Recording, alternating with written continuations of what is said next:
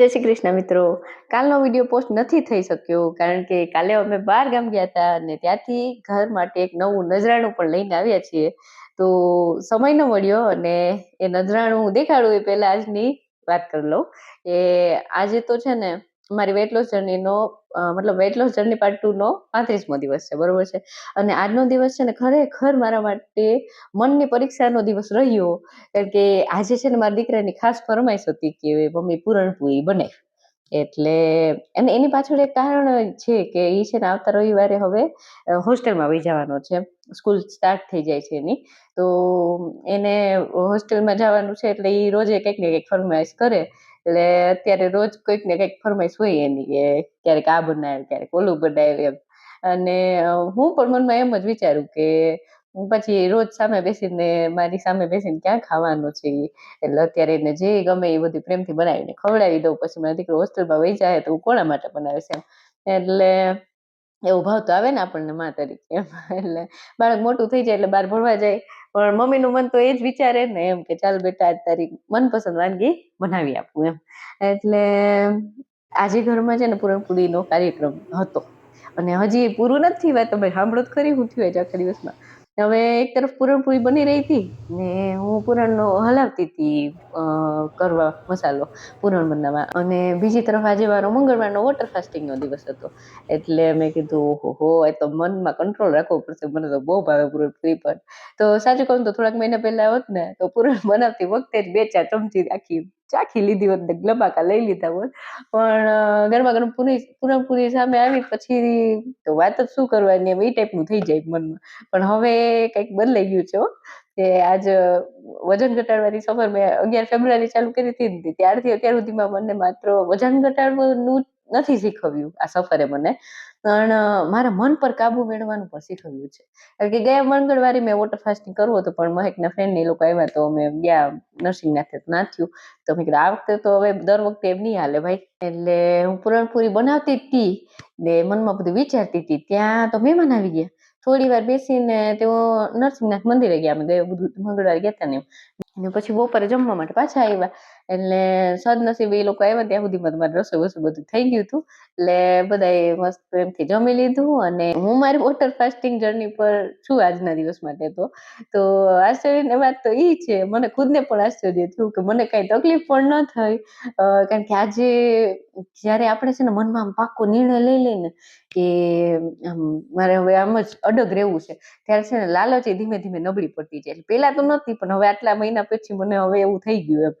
હજુ દિવસ પૂરો નહોતો થયો ને જે ભાઈ મહેમાન તરીકે આવ્યા હતા ને એ ગુજરાતમાં છે ને વલસાડમાં ગાંઠિયા બનાવવાનું કામ કરે છે, ગાંઠિયાના કારીગર.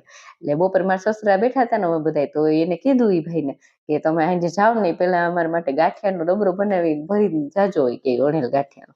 તો હવે મેં કીધું ઓહો, પૂરણપૂરી પછી હવે વણેલા ગાંઠિયા. અરે વણેલા ગાંઠિયા મારા સૌથી પ્રિય એમ. મેં કીધું ફસી ગયા, એ તો ખરી મનની કસોટી છે, મને એમ થઈ ગયું એમ. એટલે એ વખતે મેં મનમાં મને કીધું કે ચાંદની, આજે સાચી પરીક્ષા છે, આજે તારે મનને કંટ્રોલ કરવાનું છે અને મનના કંટ્રોલમાં રહેવાનું નથી એમ. ત્યારે મારી જીત થઈ ને, મતલબ અત્યારે રાત થઈ ગઈ છે હવે, મેં હજી ગાંઠિયા નથી ખાધા, પૂરણપૂરી નથી ખાધી. પૂરણપૂરી સામે હતી, ગાંઠિયા સામે હતા, બધા પ્રેમથી ખાતા હતા. મને કહેતા હતા કે આ હાલે કોક દી ખાલી, પણ મેં મારા મનને કંટ્રોલ કરી દે કે ના મારે આજ મંગળવાર છે એમ કરીને હું છટકી જ ગઈ એમ. પણ મેં મારા નિર્ણયને તૂટવા ન દીધો એમ.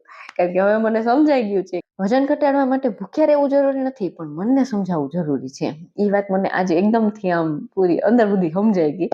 અને સાચી જીત વજન કાંટા ઉપર નથી થતી, પણ સૌથી મોટી જીત છે ને આપણા મન ઉપર થાય છે.